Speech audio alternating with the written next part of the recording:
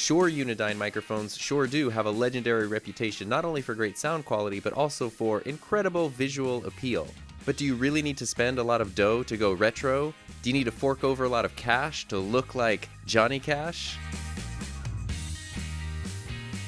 And these two microphones might look familiar. I did do an entire video where I compared them. This is the Shure Super 55, one of my all-time favorite microphones, and then also the Shure 55 SH Series II, another really cool classic microphone. Even though the Unidyne series of microphones, which is what these are, have been around for a long time, these two are current models. You can go purchase them right now. And in the comparison video, I actually preferred the Super 55, the difference being that it's a super cardioid pickup pattern. That's what the Super comes from, whereas the 55 SH is a regular cardioid pickup pattern. But I also think that there's a bit of difference in sound quality overall. I do like the way that the Super 55 sounds just more. Actually, I should be wearing headphones so I can actually hear what these sound like.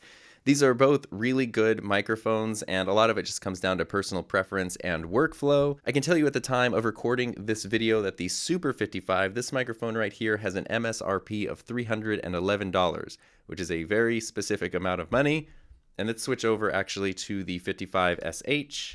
Now you're hearing me on the 55 SH, which is a less expensive microphone. It has an MSRP of $199, and there are a lot of times throughout the year that you can find these microphones on sale for less than that. But of course, prices change all the time, so definitely check links in the description if you're interested in either of these. For today, every microphone that I'm talking about is running through the Focusrite Scarlett 2i2, and it is running through a Cloudlifter. I will say for all of these mics, there's also the third one that we're going to talk about in a second. They all can work with the Focusrite, but you really need to crank the gain.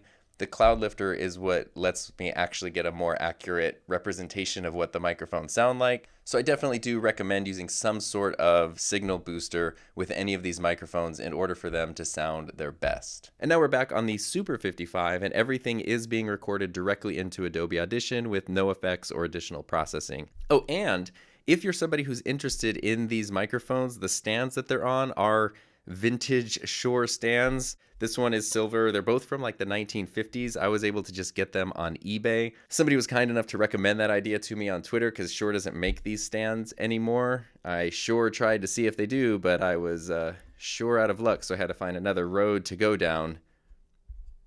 But I was dying to get my hands on one. You know, the Shure S36 on eBay, there's usually quite a few of them. They're relatively affordable, but they are, collector's items. This silver one came in really good condition, so I just kept it as is. This blue one came, it had already been like repainted in like this weird olive green color, so I just repainted it in, buck blue. These stands are pretty awesome though, because the mic just screws in and mounts on top, and then your XLR cable connects to it, and there's a little clamp that runs the cable and routes it, so that way it can sit flat on the desk. And I love this look, but this is just me. That has nothing to do with really the video today. Can you get great sound from a retro mic at a much, much lower price? And that's this guy right here, which is the Monoprice StageRight Memphis Classic. What the heck is this called? This is the StageRight by Monoprice Memphis Blue Classic Retro Style Dynamic Microphone. Whew.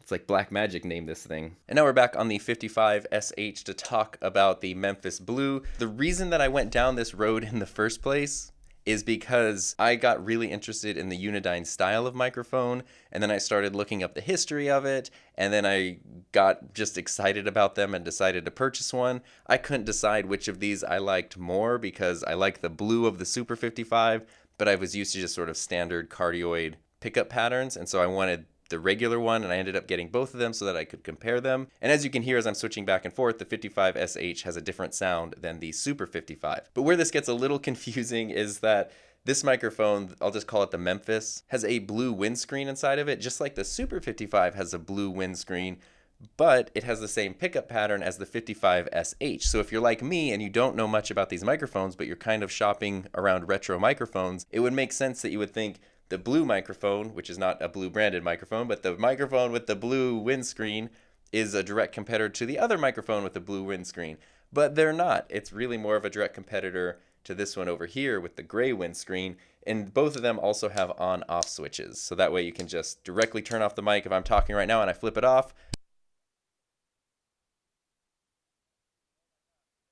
Oh boy, you just didn't hear any of that great stuff.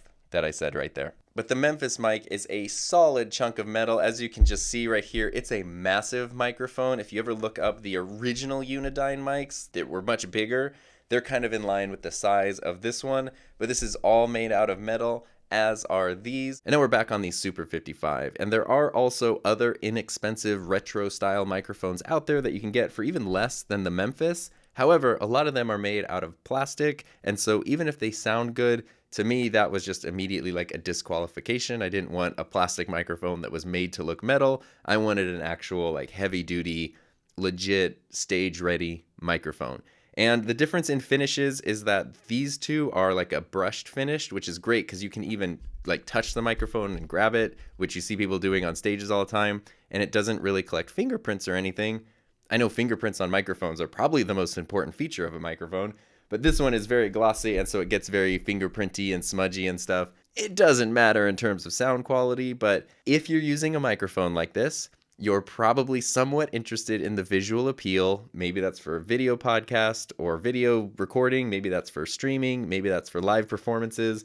And just know this one, if you do any kind of close-ups on it, it's probably going to have fingerprints and dust and stuff very visible all over it. So I figured I would do this showdown between the three of these, and we can just do side-by-side comparisons and see what you think they sound like. Right now, I have been speaking into the Super 55, and as you can see from this angle right here, I'm about 1.5 fist distances away from the microphone. And here's the 55 SH, same thing. I'm about 1.5 fistances away from the microphone. So that's how these two microphones sound. Let's now connect the Memphis and see how it compares. And now we are on the Monoprice StageRight Memphis Blue super retro fun microphone. And prior to making this video, I have had this microphone for 5 or 6 months now, so I've been using it quite a bit and getting used to it, and I do really like it. I think it's a pretty darn good sounding microphone, especially for the price, which it has an MSRP of $59.99. So $60 for all intents and purposes is the MSRP.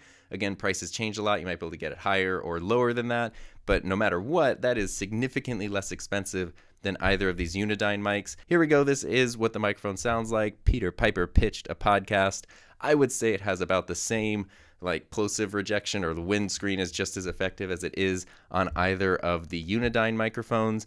And actually, I think this is a really good sounding microphone. Since it is a larger mic, I do feel like I have I don't know if it's because it's a larger mic, but I really feel like I have a larger pickup pattern, so I don't have to be directly in front of it. I can kind of go side to side a bit, and it doesn't change too much.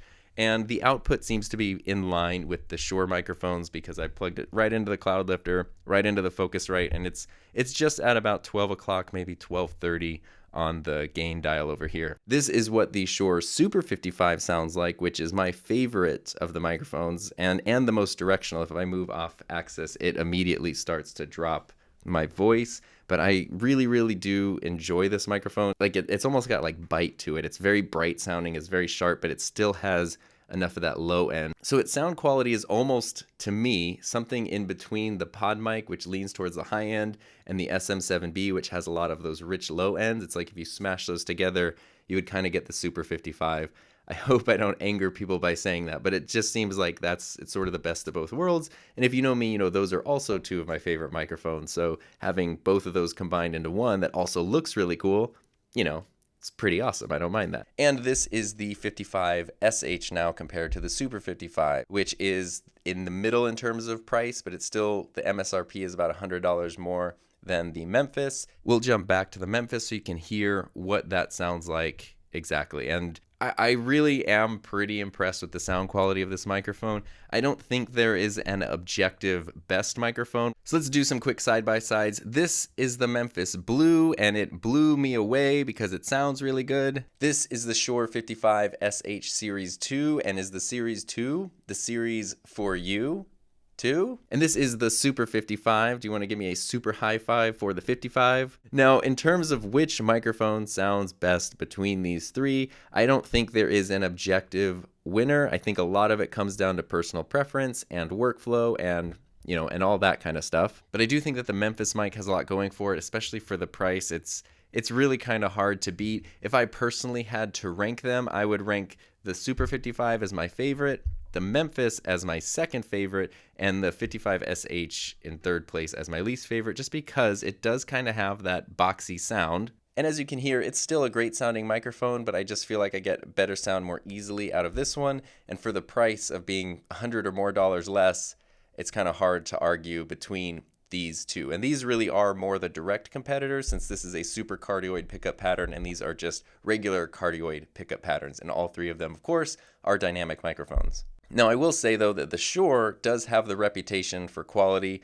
These microphones, even though these specific ones are newly manufactured, you know that they're going to last for years and years and years and decades. This is a newer microphone altogether without that kind of history, so only time will tell if it's going to be as reliable and as durable. But it is a great sounding mic and it's super budget friendly. And just like these ones, I should mention, it does have the mount where it really is more meant to go on a... Oh, I'm talking into it. Hang on. It does have the same type of mount as both of these microphones, where the XLR input and the mic stand mounting point are right next to each other, which means that it can be a little difficult to mount it on anything that's not a vertical stand like this, or a traditional, vertical mic stand. If you're trying to mount it on something like a Rode PSA-1 boom arm, you typically need all kinds of adapters. I actually made this little adapter for the Unidynes. It's a small rig ball mount and some other adapters. It's kind of random. And basically what this lets me do is connect it to the PSA-1 and then position the mic so that way it goes up at a right angle. And then I can use the Super 55 or the 55SH on the PSA-1, mount it up in the correct direction. You've probably seen that in other videos. I will say this microphone is too heavy to do that with. So that is another downside to this mic, is it's probably really just too heavy to mount on most boom arms. So I would definitely recommend using it either with a tabletop mic stand or with a standard, floor mounted mic stand. It really is clearly designed for stage and live performance. Probably not something you would see in a lot of podcasts, but it's a cool looking microphone. It's a great sounding microphone and it's at a great price. So it makes sense that you might want to incorporate it into your podcasting or streaming setup as well. And if you know me, you know that I love microphones and I love finding different microphones at different price points, and I always get excited when I find a budget option that looks good, sounds good, and seems to be built reliably. So this could be a really cool choice for your setup. Of course, I do just overall prefer the style of the Unidynes. It's really classic for a reason. But I do have this entire playlist of microphone reviews and comparisons, so if you're not sure about the Memphis Blue, you can find another microphone that won't give you the blues.